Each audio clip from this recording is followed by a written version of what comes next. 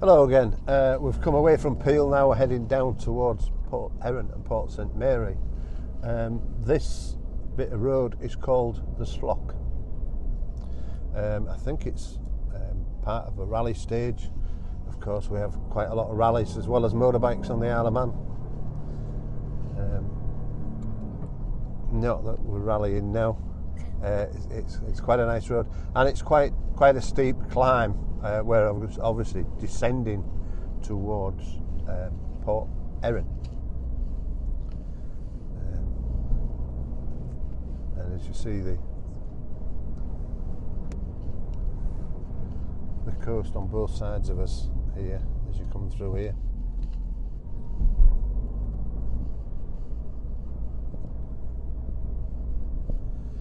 A nice road on the Groms or on bikes, and as you say, a lovely rally stage as well.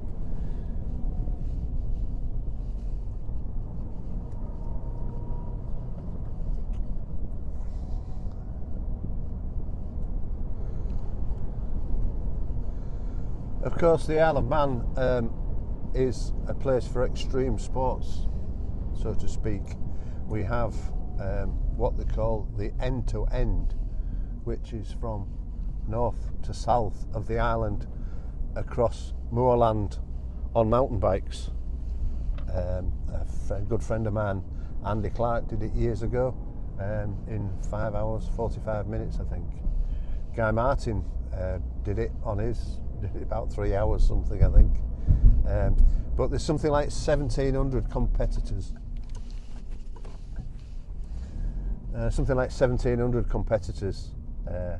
And of course, after the first few, it gets a little muddy if we've had any rainfall. So it can be quite daunting, quite tiring as well. You know, some of them take 7 hours to do it.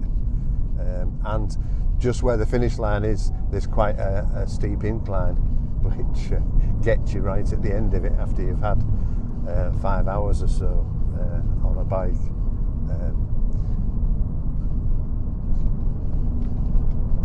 And of course, we have the parish walk on the Isle of Man as well, which is, I think, in about, don't know when it is, June, July time, I think it is.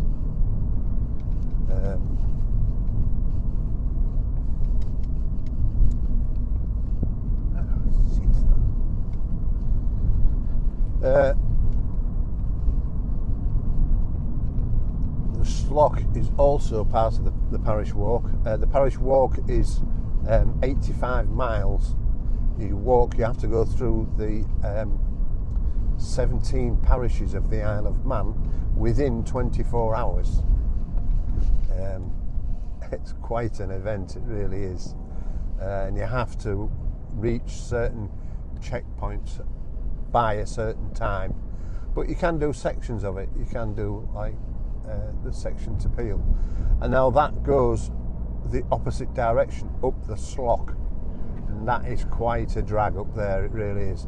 A friend of Diane's, who we used to work with, his wife's competed in it in quite a few years and quite successfully. And she always says the worst bit is the Slock. That's the bit where she trains hardest, which is the bit we're on now. But 85 miles through 17 parishes in 24 hours. Starts and finishes in Douglas on the promenade. If you're 20 seconds after the 24 hours, that deems you a non-finisher. It's as harsh as it is. Right, we're just stopping here, so just bear with me for a second. This is another spot for campers here.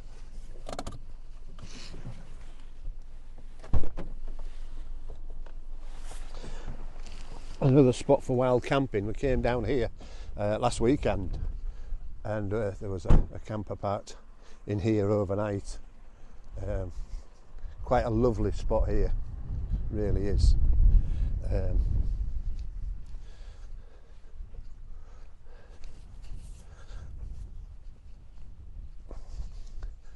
As you look straight in front of us, there's Port St Mary, and to the right hand side is Port Erin, and to the left hand side, I'm not sure if you can, no, you can't quite see it today. Oh, the left hand side is the airport, which is the way we'll be going back. You can't quite see it today. The airport's over in that direction. It's Castletown, of course, is where the airport is, some 10 or 11 miles outside of Douglas, and where I'll be flying back to the UK, back to Liverpool tomorrow, 8 o'clock in the morning, to get back with Billy. But lovely and peaceful, apart from my voice, of course.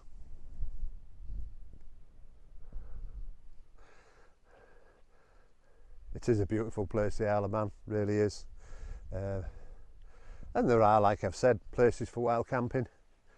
They're just trying to tighten it up, like anywhere really. The government, they're not really embracing it like they should do.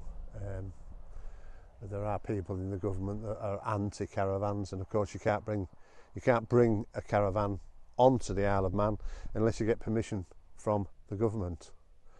You need a letter telling where you're going, why you're bringing a caravan, and when you're going home and taking it with you. But there are some caravans on the Isle of Man that are here permanently. I don't know how that works myself, but I got rid of mine, of course, when we came to the Isle of Man and bought a motorhome. But they just seem to not want motorhomes, like a lot of towns in the UK and Spain. But not to dwell on it, you know, it's people abusing it, really, dumping the rubbish and the toilet waste everywhere. You know, follow the code, and you'll be all right. So anyway, that's the Slough. We've come round over there. I say it's a cracking road, but trying to walk that on the parish walk, it takes some doing, it really does. And that's before you get up to the north of the island as well. So, right, bye for now. Hello, welcome back again to Billy's Travels. Of course we are at Port Erin now. You'll have to excuse, it's going to be a quick video here. A lovely little seaside town, village, whatever. There's a beach around there. We used to camp with the motorhome round that bit there, which used to be the Marine Institution Centre. We used to park up there on a weekend. I think there's a couple of motorhomes parked up there now, and come in and have fish and chips by the railway station. The railway comes out here to Port Erin from Douglas, the steam train, and it's just behind us. This is the Falcon Hotel, Falcon's Nest. It's where my sister usually stays. That's the main street in Port Erin. The train station on the right hand side, there's a pub by the train station, and fish and chips on the left hand side. A friend of mine lives here, Dave Hattersley. We popped down for an extension lead last weekend, but I didn't bring my camera with me, so I thought you'd have a quick look at one of our nice little seaside places.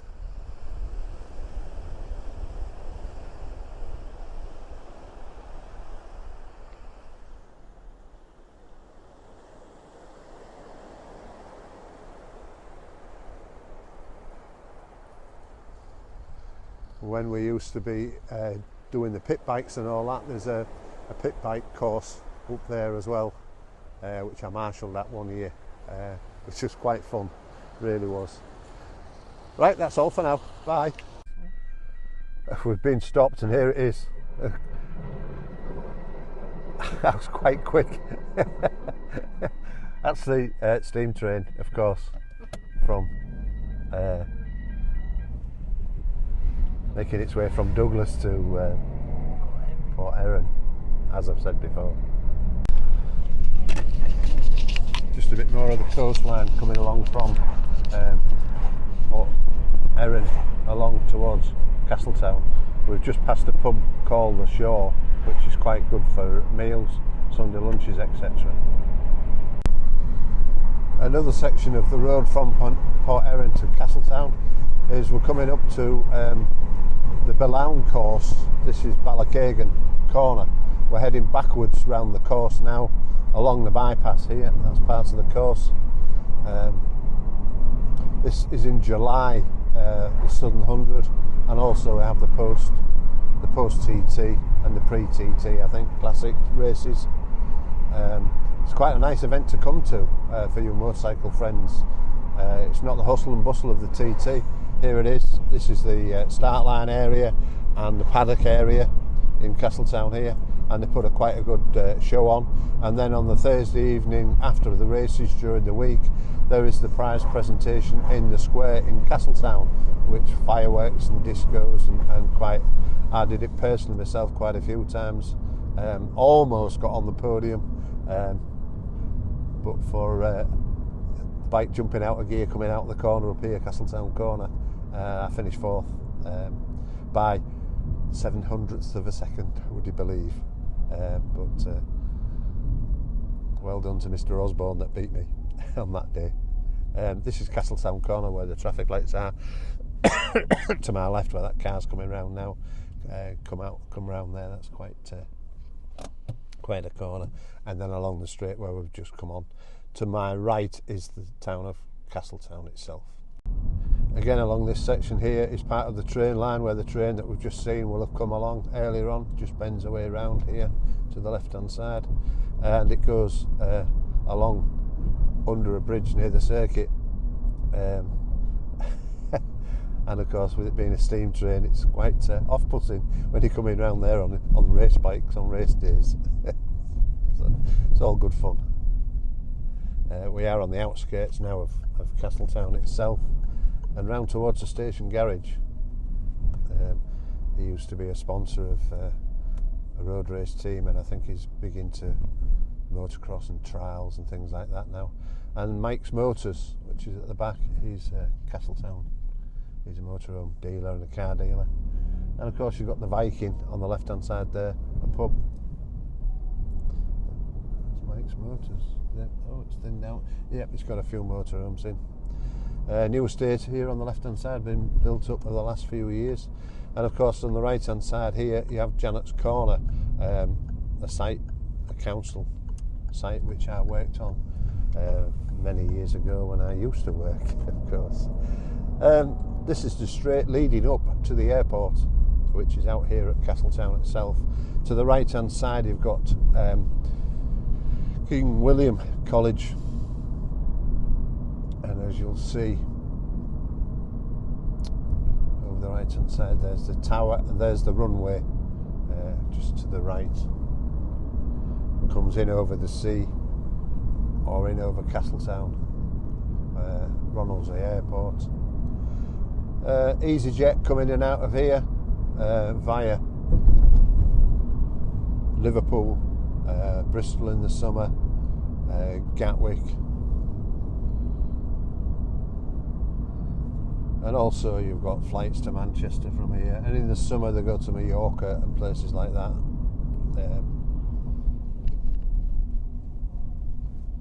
There is a big hotel on the left hand side as well. We stopped there a couple of times when we was flying out on holiday, left the car there. And there is adequate parking as well at the airport. That's where I'll be tomorrow morning at 7 o'clock. Ronaldsay Airport. I say some 10-11 miles out of Douglas.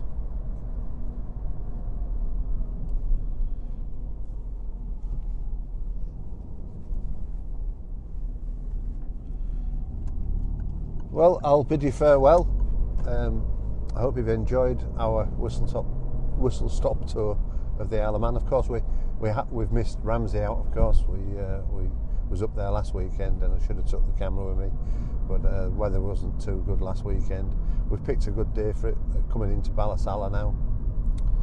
I also worked here for a year and a half on the council estate doing fencing and one thing and another. Anyway, less of that. I will bid you farewell, and we'll catch you again soon. Bye now. Of course, forgive me. Of course, you can't forget the fairies. Manx tradition. Even on the buses, they ask you to say good morning or good afternoon or fast am I to the fairies. You should greet them every time you go over the ferry bridge, of course, which is coming up just now. Fast am I, mum beggars. It's not the original ferry bridge, but it's what they use nowadays. It's just here, ferry bridge. Hi fairies. Hello fairies. Hello fairies, and goodbye from me. And of course, here we are back in Douglas at the marina here, the Barbary Coast, which is part of the Jacks group across there. That's the chicken ranch side of things. And in front of us is the ferry terminal, of course, steam packet ferry terminal in the harbour.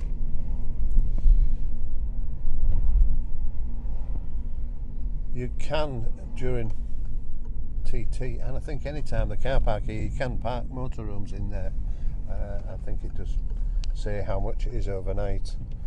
Generally at TT's a lot of motorhomes parked in there, and the steam packet have a car park as well that you can pay to park in. This is the ferry terminal here. To the right hand side is where you come on and off the ferry. See a load of bikes there waiting for the ferry to come in. That's the ferry terminal building there with Costa and W.H. Smith's, and of course along to the bottom end of the promenade. Welcome to Douglas here.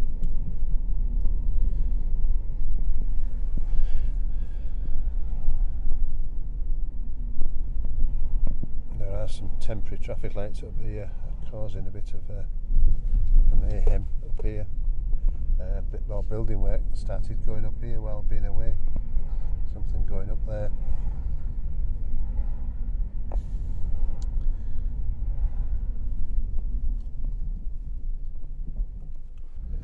Of course, just to the left hand side here, down there is 1886, another one of the popular bars in the Isle of Man. And of course you've got the shopping precinct all the way along the promenade here, with Marks and Spencer's nestling in the corner there as we go along the promenade towards our house here, past Jack's, which you've seen many times, Paparazzi, good pizza place, Rio's, which is like a kebab and Brazilian theme nights. They have quite a lot there. Jack's here on the left hand side, of course. Saturday and Sunday are big football days in Jack's, so I tend to stay away. Quids in, very popular. Quids in because there's a turnstile and it's £1 to get in. Cheap beer, I don't know if they still put £1 in. Of course, our pounds are different. There are no corners on our pounds, not like the ones in the UK. So if you do come across, don't take any Manx currency home with you, because you can't. It's very difficult to change. You can't get rid of it. Well, that's about the end. Really is the end of our tour, whistle stop tour. If you have any questions or want to know anything about the Isle of Man, I'll try and help you. Put it down in the comments, and we'll try and get back to you about it. If you want to come to the Isle of Man, campsites and things like that, we can try and help you with that. So, right, we'll see you on the next trip, which will be possibly Thornwick Bay and Bridlington area next week, and then on to Ripon the week after. And so we'll see you soon. Bye now.